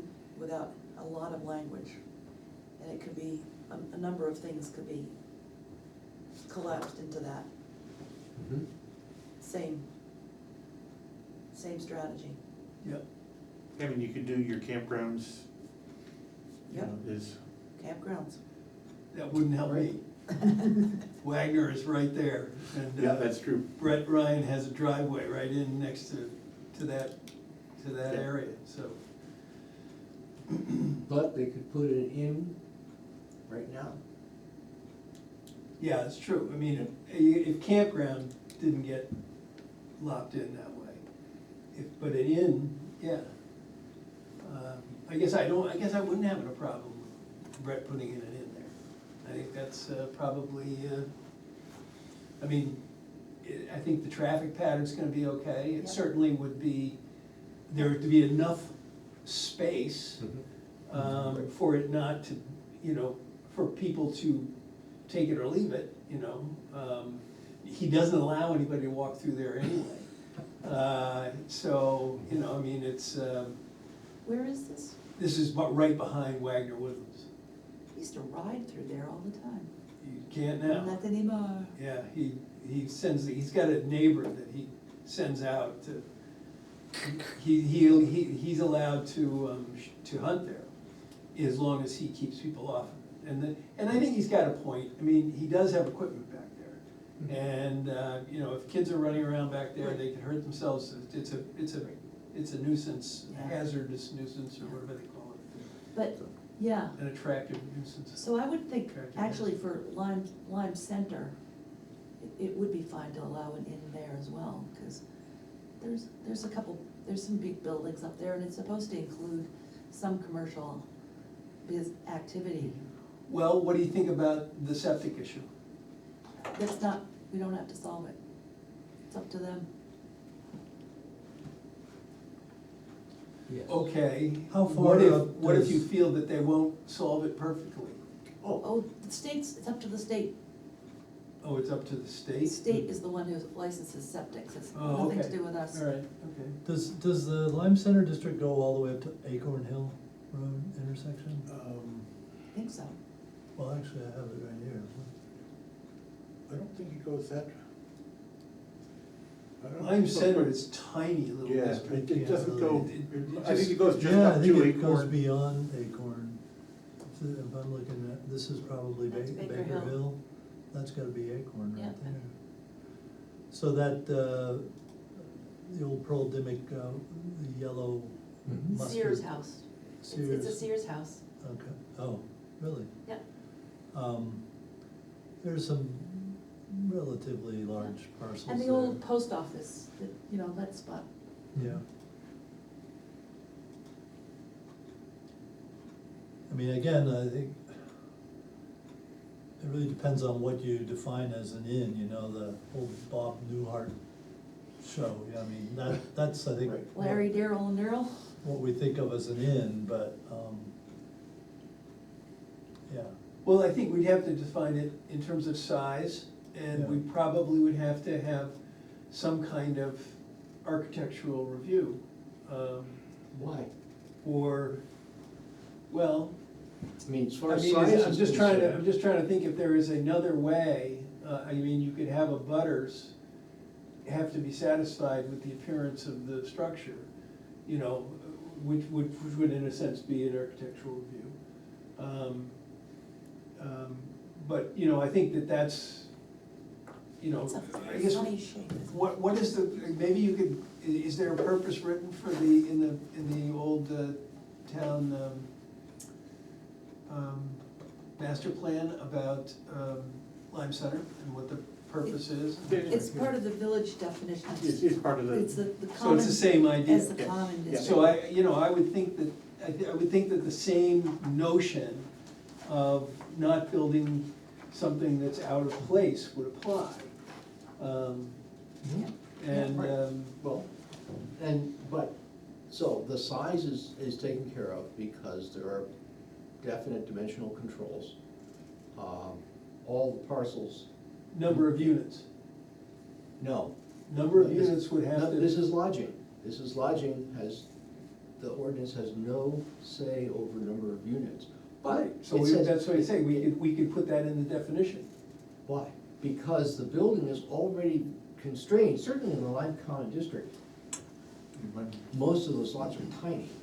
Even if there were a big one, it couldn't be bigger than 14,000 square foot footprint? There's some number that's. the maximum fairly footprint of a building is 7,000 square feet. Yes, Period. right. The, So it couldn't be very big, couldn't be very tall Well- because we live at the height. And so, I don't know, when you get to, I mean, Lynn Parshall? partial. Yeah, Just like- her little discussion there Mhm. about why they didn't want a number attached to that. Yes, That sort of scared me, you know, I mean, because that number could go anywhere. well, And so I would sort of feel more comfortable to put a number on it. And not relied on things that were relatively, that were somewhat predictable, but not absolutely predictable. Whereas if you put a number on it, then it's absolutely predictable. Well, you've already defined an inn as what, 4 to 20 or something, didn't you? Right, Well- so that's what I'm saying, you put Right. you put that definition in the definition, and if it, and then you say, you know, an inn, in parentheses, a structure of, 4 to 20 can exist here. Then I'd be fine with it, but not to have a number there, and just leave that to the discretion of whoever was designing, Right. and or stood to make money from it. I think I'd be a little less happy with that. so, I agree. well, okay, why do I disagree? Good question. Yeah, no, I'm I trying. think, Go ahead. I mean, I think the other constraints have sort of taken care of it, is what I. I know, but I think that's, again, who knows what that, I mean, I would have thought that was true also until she said, well, given the positions of windows and views and everything, I think we could probably do just fine with a 500 square foot, apartment or something like that.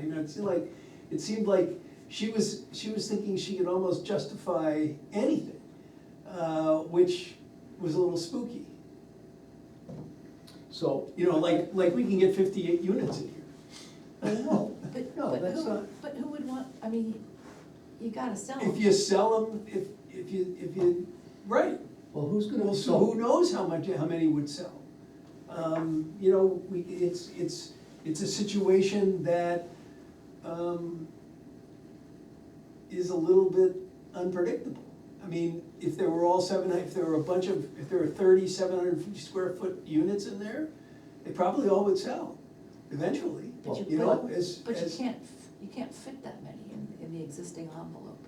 right, I don't know, they're talking about 24, that's only 6 more. There's 22 rooms, these are hotel rooms, that they're gonna turn into apartments. Right, So, I mean, most apartments are bigger than hotel rooms. they all have ensuite baths and things like that? Well, I think- It's a little off the point, never mind. so, but Nat, to your point, that this is, if we're talking about an inn, even if we decided to call it a hotel, and somebody called it the Grand Lyme Center Hotel, it is necessarily constrained by the physical constraints, the dimensional controls of the ordinance. It can only be, 37 feet tall and 35 35 feet tall 35 and feet, right, I mean, so you 7,000 get like, foot footprint. is maximum, but you're looking at the But you're also, but the number of rooms also defines a number of people at maximum occupancy. Sure, right. So This that's, is logic. and then that's a question of, well, how does Lyme Center feel with this many people suddenly injected into it? And is that gonna be something that, that is gonna be appropriate or in character with what it is? Well, so this is, you know, you have to leave it up. I, Leave it up to even though this concerns you, I think you need to leave it up to the business judgment of the owner of the property, developer, not to do something crazy. Why? Because. Why do we have to? Because it's economically not gonna be feasible. We do know the septic is gonna be a concern. We do know a lot of things. So what you're saying is And that- so if somebody came and said, I got a project that makes a nice amount of money for me at 28 rooms, and we said, it's too bad, we set the number at 27, should they be out of the? well, they get a nice amount of money minus one.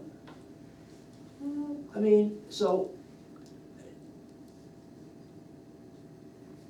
developers. That's still a nice amount of money.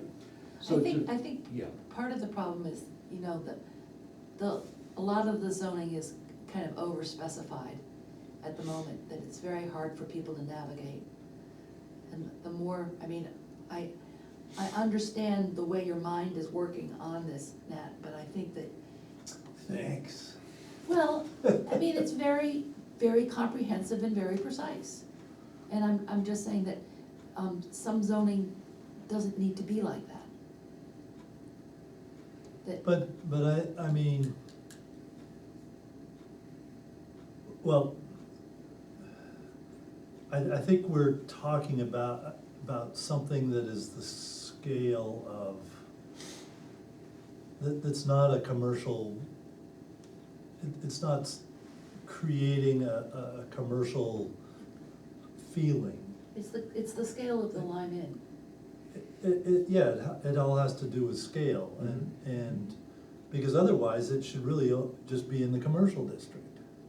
I mean, if we get down into the hotel thing, I mean, I don't think a hotel is appropriate in anything other than perhaps the Lyme Center I would, or I Lyme mean, Common District. my response to Rich would be, if the only thing that will make money is to build something that is out of the scale of the area, Right. then we don't want them to build it.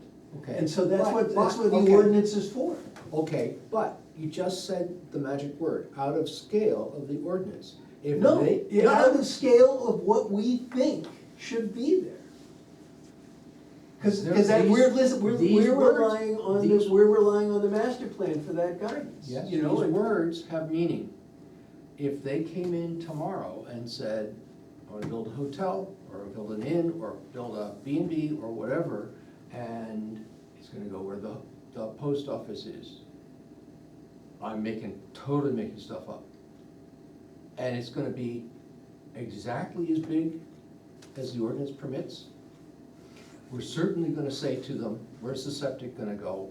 Where are you gonna get water? All those are Where's the absolutely. parking going to be? That was my next thing, where are you gonna park all those cars? If they have good answers, why is that a bad choice? Whether it's a hotel, or an inn, or a bed and breakfast, or whatever, I understand your concern, I recognize that you have a concern about having too much. Yeah, I guess it's But probably, we've already set up that those rules. I cannot actually. You're interrupting me, let me finish. Sorry. We've already set up those rules, and so if somebody comes in and says, I wanna do this, I meet all the rules, I can figure out the parking, I can fit out the septic, and I wanna do lodging, what difference does it make to us, to the town of Lyme, to the residents of the Lyme Center District, whether they have 20 or 18 or 5 units in it? That's my question, go ahead. So if Brett Ryan wants to build 300 unit in, Uh-huh, okay, in that field, right. and it's a big enough field, Mhm, and it's got enough room for the parking, mhm. then, and he can check all the boxes, then it's fine. You can't. How do you know he can't? Footprint's already restricted. Couldn't put 300 units, All right, how many could he put in? don't know. Yeah, I don't know either, I can't wrap my head But I around mean, it, so I'm but ready to, But the I'm ready zoning to has already say, stipulated that you can only have 7,000 square foot footprint, and that includes driveway all right, we're, parking. point to a 7,000 square footprint place around here that, so I can get an idea of how big that is. So, The So, school is um, 26. How big is So- Dowd's Inn, what's the footprint of that? You so probably wait, know wait, that. let's, I don't, you know but- this place, this little plot of land over here where, Rusty Keith put in the Yep. White House? He wanted to put 3 of those on that plot, and that was busting out the 7,000 square foot, footprint. Well, the footprint is for individual buildings. It You was also kind of have the lot driveways coverage. that he was Yeah. busting it out. But Yeah, the but coverage. because of Yeah, the the lot driveways and coverage. parking. Coverage, Right, you know, so that would have been three houses on almost 2 acres, I think, with a big septic, shared septic in the middle. And that was like, so that gives you a concept of what the lot coverage allowed is. now, but Brett Ryan's thing is like 8 times, Your maximum, and Lyme Common and Lyme Center have smaller, I think 4,500 is the maximum. I'd have to- Individual, Yeah, yeah. I'd have to, yeah. Yeah, So or I- suppose he just wanted to come and divide it up and do a bunch of it. Each one of them, fitting that, multiple Yeah, right. multiple buildings. Right. Subdividing it into Right. 5 acre, is it 3 or 5 acre minimums there? It's a state road, so it's 3 acres. 3 acre minimums. Yeah, so the maximum lot coverage for Lyme Common, Lyme this would, Center, yeah. 6,000 square feet. So all your buildings, your driveways, so. That's right, because driveways and parking Parking counts. all for count, commercial, yeah. right. That's right. To answer your question, Brett Ryan's place right here on Britton Lane is 14,000 square foot footprint. 14. Yes, so he could build Pre-zoning. that today. Pre-zoning, right, that's been there for 100 years. The thing that was Earl Stroud? Yeah. Yeah. Okay. Yeah. Yeah. So that's double what would be allowed today in any place in Lyme.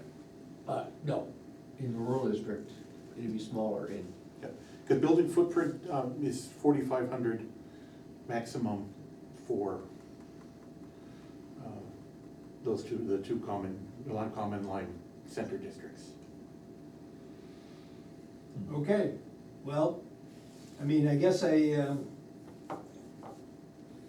not enough of a contractor developer to know the validity of what you say, but I don't have any reason, well, much of a reason to question it, so. So numbers maybe don't apply here. I still think that the word scale applies, but, you know, I think that, and I do feel a little apprehensive about relying on the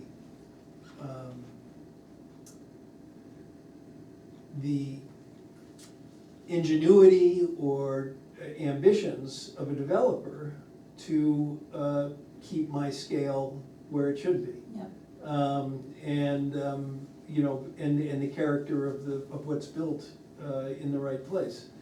But, you know, but I would agree that just saying a number is probably only does part of the job anyway. So you know, maybe it's more, you know, architectural review or something Yeah, I that think- tries to keep what is being built in the same scale and character as the rest of them. Yeah, I mean, the present character of the villages can do a lot of heavy lifting. Yeah, but how does it get meted out?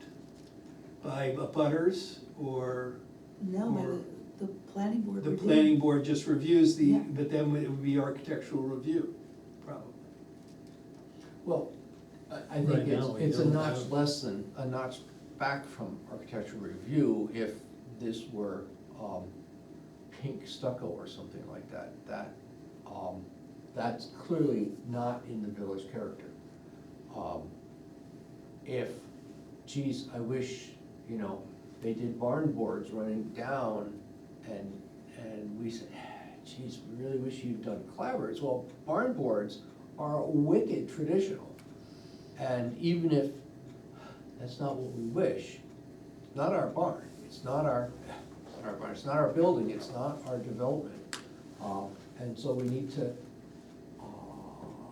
be really, well, I'm gonna say we need to be conservative of our time at not making more and more rules that we have to defend, because someday somebody is gonna come and say, this is really problematic, and then Lyme has a big lawsuit. So. I think when you get into an architectural review, you have to have standards. And so now you're going to have to write a whole set of standards that can be met.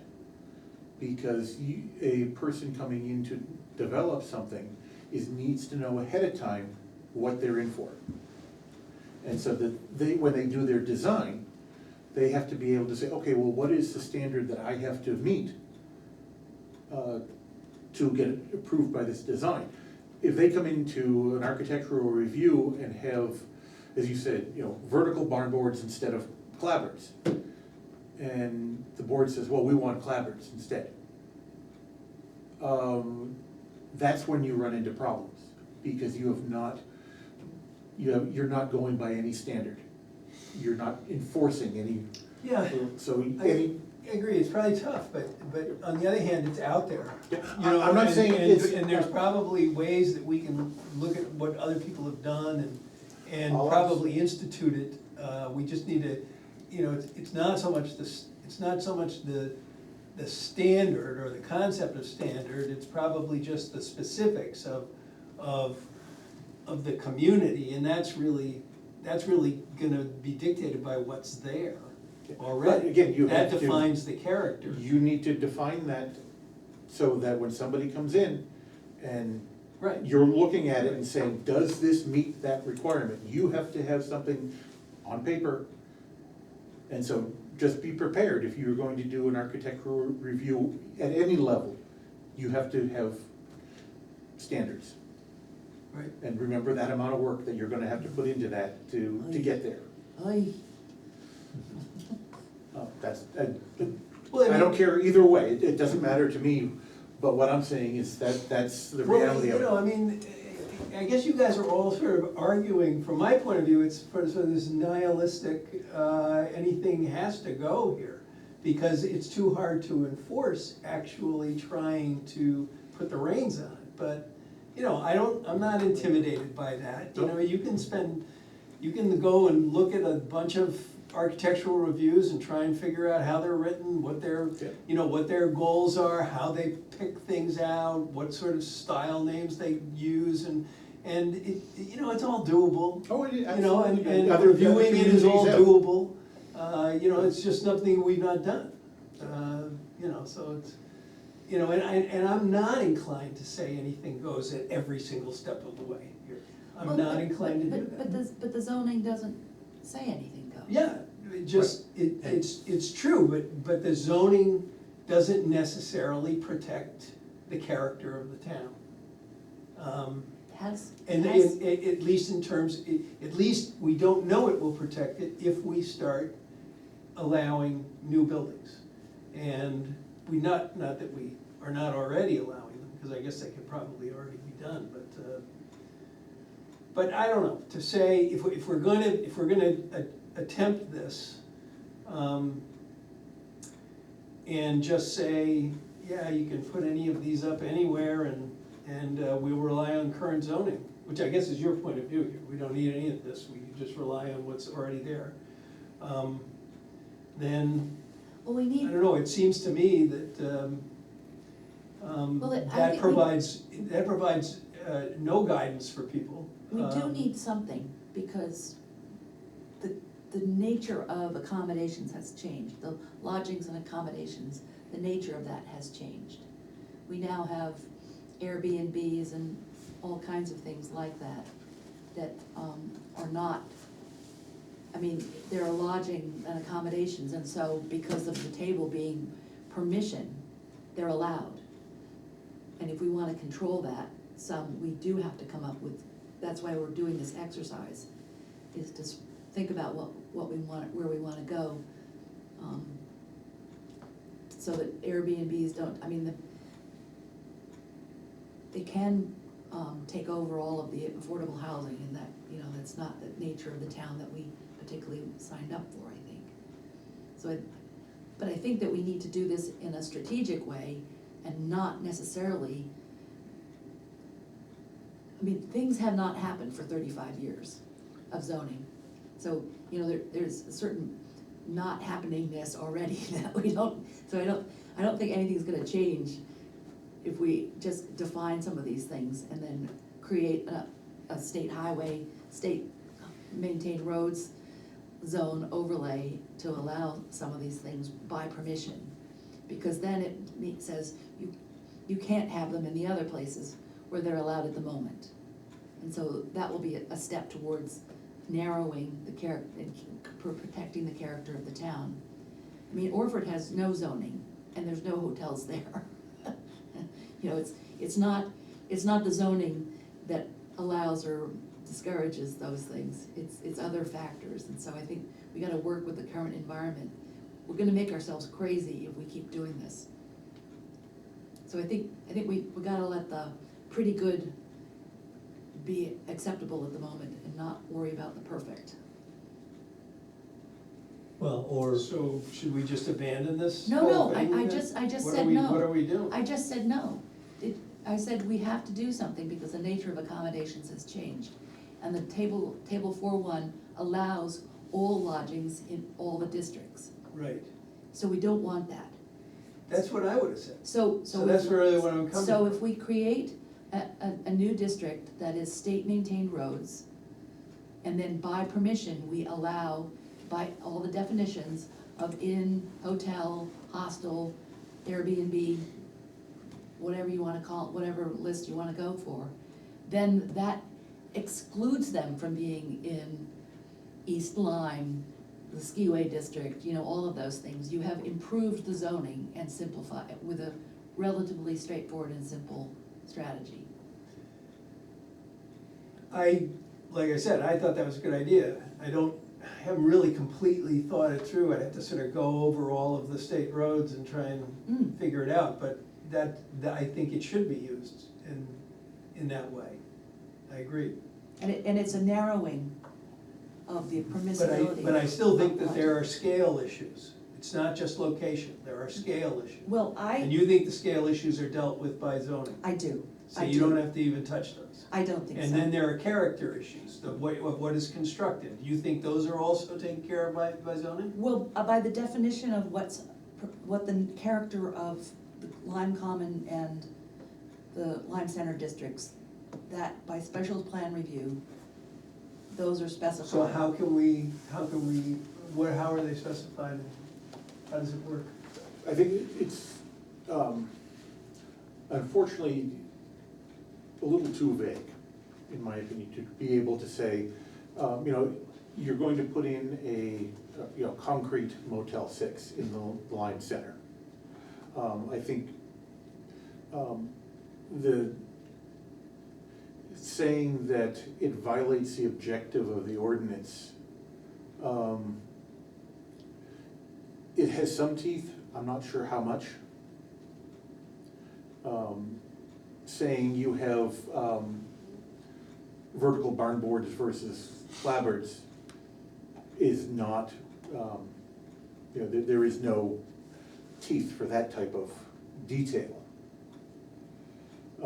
Yeah, it's actually the former that I want to prevent. Yeah, and I I'm think. not so concerned about Yeah. the latter, what direction the barn board's going. Right, I think that I think it, there is some teeth. to Frank it. Lloyd Wright liked horizontal. Yeah, I like this stuff, but in, Frank Lloyd Wright would not be within keeping of the character of the village. nope, There are a lot of nice houses actually along River Road that use horizontal barn boards. Yeah.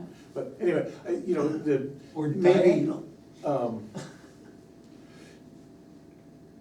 There needs to be a little more teeth written into the ordinance for keeping within the character of, and construction detail of the district. I think that would be very appropriate. So how would you do that without getting into all these things you just warned me about?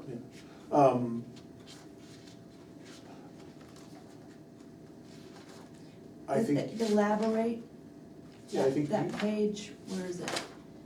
And with a Page site plan 15. review, I mean, ultimately. Elaborate on page 15, what new buildings, building renovations and signs should be consistent with the present character of the villages, and add definition of character of the villages. You may wanna. So that's gonna be, that's gonna be an architectural review, right? Well, I mean, how are you gonna avoid that? well, that's where I'm saying that has some teeth, but it doesn't, you don't have, when you get into the details, and saying, we don't like this detail of your building, you need to be able to prove that it doesn't meet, those requirements. And so, it's going to be the board's opinion versus the, developer's opinion, and if the developer feels the board is wrong enough, he can take the board to court and say, and maybe that's the way you just let it go. So now you seem to be changing your footing here. No, I'm not, I'm saying that if you leave it at that, I personally believe that you need to add some more teeth to it, either in writing the district, say, oh, we're in this district where you are going to allow hotels, you shall keep within the character of the area, Yep. and Don't. I don't know exactly how Don't go you. building out by Lyme Heap, because that character out there is metal siding warehouse. But, yeah, I think we could come up with some fairly straightforward statements about what the character of the village is, without getting into architectural detail of review. Like what? I haven't thought about it yet, but Yeah, I know, But- I'm thinking it's possible that we don't have to go to full architectural review to You get must some, use gargoyles. that's right. Yeah, But well- I also think a good exercise, Nat, would be for you to look at the different zoning districts we have and figure out how big things could be in each one of them, because it's not huge. Nobody's putting in a Motel 6, because the footprint won't allow it. And I think that would be reassuring to you, that the constraints of 35 feet tall and, And you also, 14. the maximums are, the absolute maximums, you're allowed a percentage of the lot up to that maximum. right. So, And the lots, you have to subtract off steep slopes, agricultural soils, wetlands, shoreland, all of those things to. yeah, it when you makes it define- like every single property is a term paper, so so Exactly. that's what I'm saying. It doesn't do me any good to look at all these things. Well, I'd have to be serving on the board for 10 No, years but- before I really got a But if feel for it. if you started with the raw lot size and figured out what the maximum building would be, and you would know that it would be less than that, and that would be reassuring, I would think. Yeah, I think we should, think about calling it quits. But I do have an article that was in the New York Times. yeah, And I did another version of table 4 with the, all kinds of Let you pass different those. uses.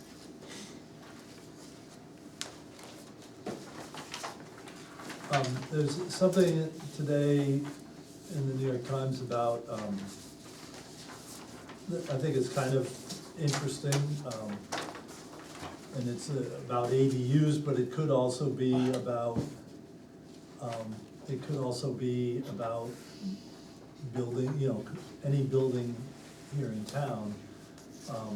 It's just kind of interesting and amusing, because, you know, this guy is building a Yeah. 35-foot tall, Yeah. flat roofed, building, 3,000 square feet.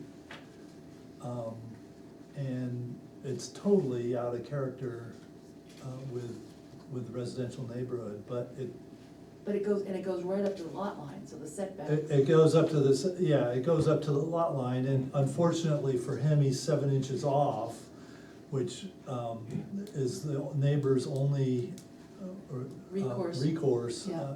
and, you know, who knows where it's gonna end up, Well, and then, but- you know, there's all these Australians who build a big house in front of somebody else's view, and then they've got no recourse because of, you know, Yeah. so. But So I they think did that, that happened to Horace? Enrique?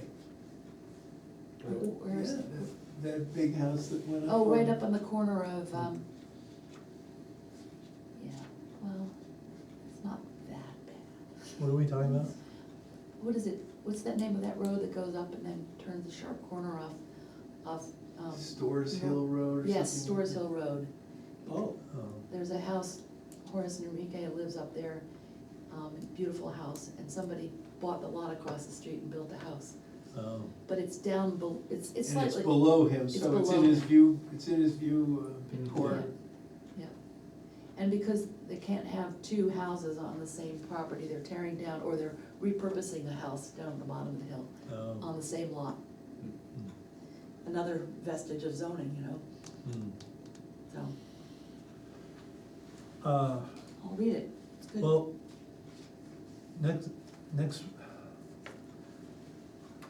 next meeting, hopefully we'll have a full board. Somehow we have to, I feel like we need to get to some part of I don't know, completion it's- here. I think, I don't know whether we'll. I think we've made some steps forward tonight. We came up with a good idea for state maintained roads. Yeah, that's a criteria for some, for. a And I lot think of that'll make the rest of the decisions about where things can go simpler.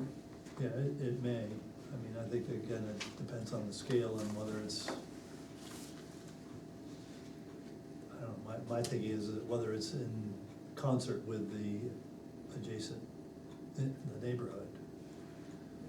But it keeps a lot of stuff out of East Lyme, so we don't have to deal, we just say no. Yeah, but. That's a whole column, we put no. I mean, think about, we're trying to fill in, it's like a bingo card, we're trying to Yeah. fill in all There the we different go. squares. Yep. Well, thank you, What were you folks. doing up in Pinnacle? Looking at a new access way that was non-permitted. When is our next meeting? That they basically covered up the ditch and, They just did it, yeah. oh good.